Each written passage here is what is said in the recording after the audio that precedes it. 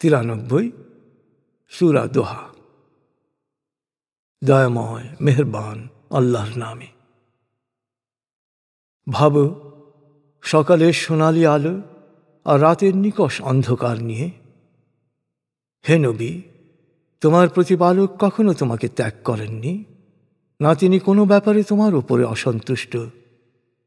নিঃসন্দেহে তোমার পূর্ববর্তী সময়ের চেয়ে পরবর্তী সময় অনেক ভালো।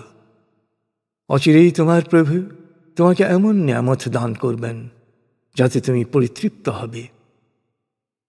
তিনি কি তোমাকে এতিম অবস্থায় পাননি এবং তারপর তোমাকে আশ্রয় দান করেননি? পথহারা অবস্থা থেকে তিনি কি তোমাকে সত্য পথের সন্ধান দেননি? নিঃস্ব অবস্থা থেকে তিনি কি তোমাকে অভাবমুক্ত করেননি?